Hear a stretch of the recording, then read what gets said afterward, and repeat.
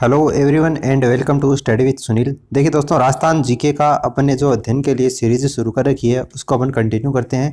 लेकिन वीडियो शुरू करें उससे पहले अगर आपको इस वीडियो की पीडीएफ चाहिए तो आप मुझे टेलीग्राम चैनल के ऊपर फॉलो कर सकते हैं। वहाँ पर मेरे हर एक वीडियो का नोटिफिकेशन और पीडीएफ आपको सबसे पहले प्रोवाइड हो जाता है। आज के इस लेसन में अपन बात करेंगे राजस्थान की झीलों के बारे में।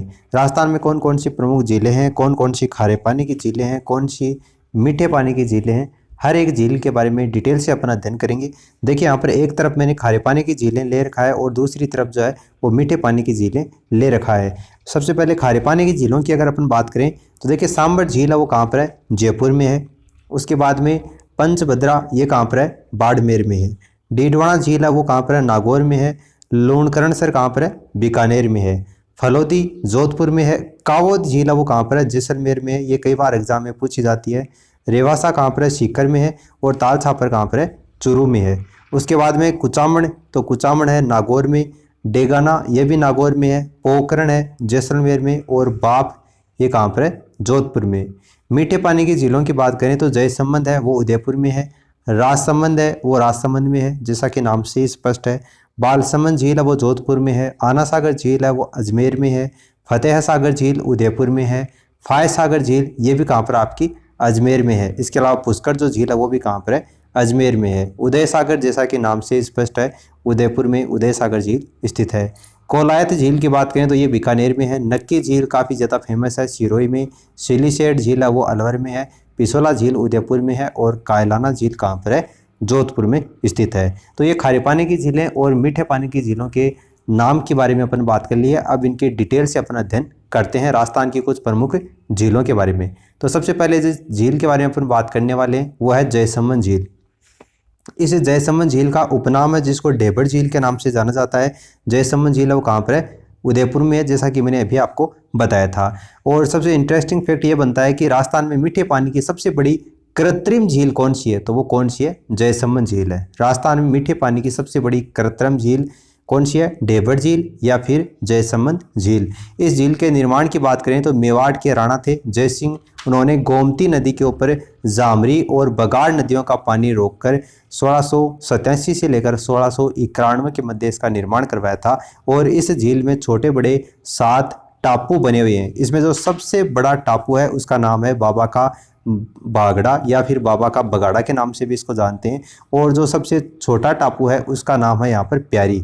इन टापुओं के ऊपर आदिवासी समुदाय के लोग निवास करते हैं। और जयसमंद झील से उदयपुर जिले को पानी, पीने का पानी के लिए जो सुविधा है वो उपलब्ध होती है। जयसमंद झील को पर्यटन केंद्र के रूप में डेवलप किया गया। और इस झील से श्यामपुरा और भट्टा ये 2 नहरें भी जयसमंद झील से निकाली गई हैं। तो ये की एग्जाम के दृष्टिकोण से काफ़ी ज़्यादा इम्पोर्टेंट बनती है। दूसरी है राजसमंद झील। तो जैसा कि नाम से स्पष्ट है राजसमंद में राजसमंद झील स्थित है। इसके निर्माण की बात करें तो मेवाड़ के राणा थे राज सिंह, उन्होंने गोमती नदी का पानी रोककर 1662 से लेकर 1676 के मध्य इस झील का निर्माण करवाया था। और इस झील का जो उत्तरी भाग है उसको नौचौकी कहते हैं। ये काफ़ी ज़्यादा इंपॉर्टेंट है। यहाँ पर 25 काले संगमरमर की चट्टानें हैं और उन चट्टानों के ऊपर मेवाड़ का पूरा इतिहास लिखा गया है। कौन सी भाषा में लिखा गया है, संस्कृत भाषा में ये इतिहास लिखा गया है। और इस जो चट्टानें हैं इन चट्टानों को इतिहास जो लिखा गया है इनको राज प्रशस्ति के नाम से जाना जाता है। पूरे संसार की, पूरे विश्व की सबसे बड़ी प्रशस्ति है ये राज प्रशस्ति।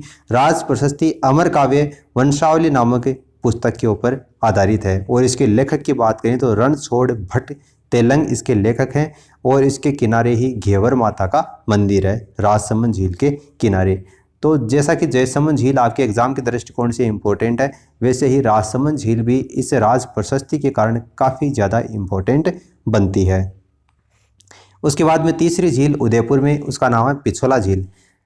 14वीं सदी में इस मीठे पानी की झील का निर्माण राणा लाखा के समय में एक पिच्चू नामक बंजारे ने अपने बेल की याद में इसका निर्माण करवाया था।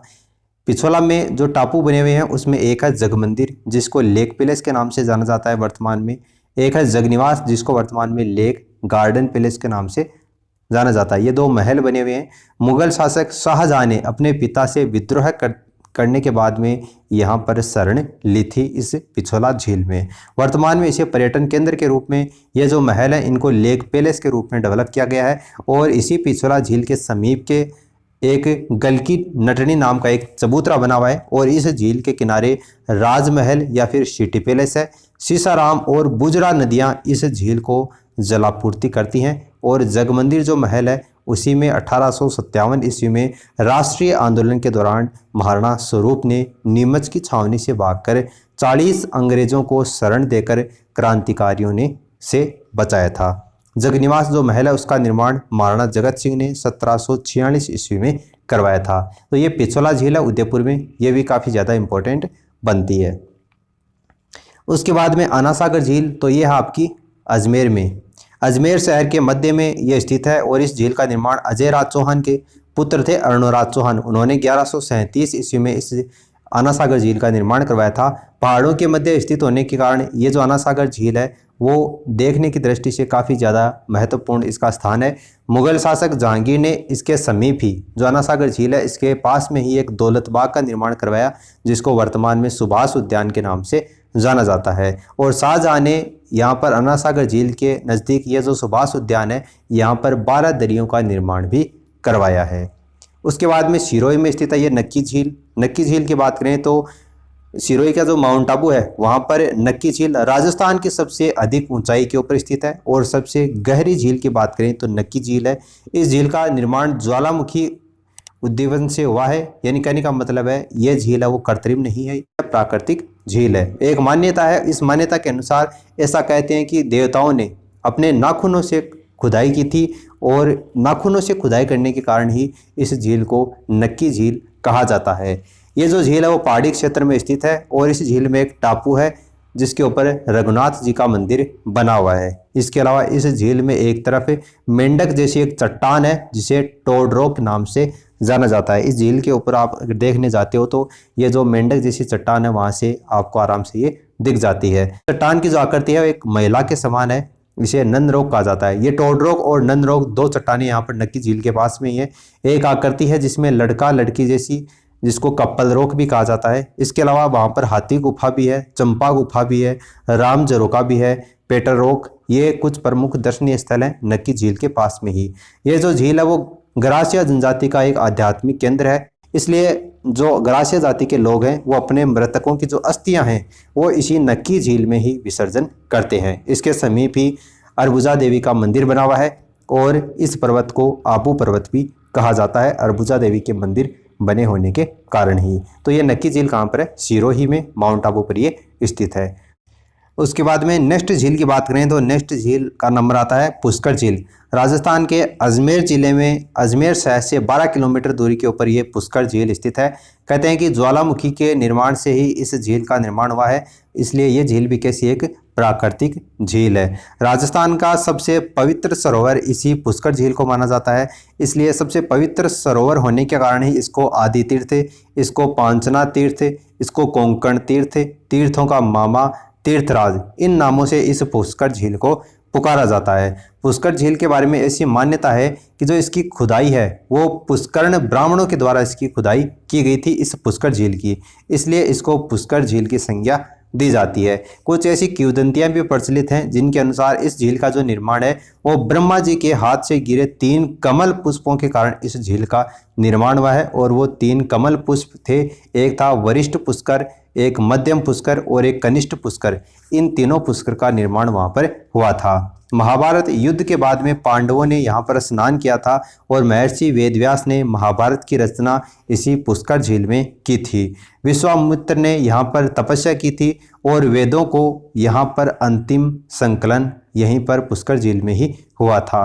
पुष्कर झील के चारों ओर अनेक प्राचीन मंदिर बने हुए हैं। इनमें ब्रह्मा जी का जो मंदिर है वो सबसे ज़्यादा फेमस है, सबसे ज़्यादा प्राचीन है, जिसका निर्माण 10वीं शताब्दी में पंडित गोकुलचंद पारीक के द्वारा इस ब्रह्मा जी के मंदिर का निर्माण करवाया गया था। इसी मंदिर के सामने एक पहाड़ी के ऊपर ब्रह्मा जी की पत्नी सावित्री देवी का मंदिर भी बना हुआ है, जिसमें मां सरस्वती की प्रतिमा लगी हुई है।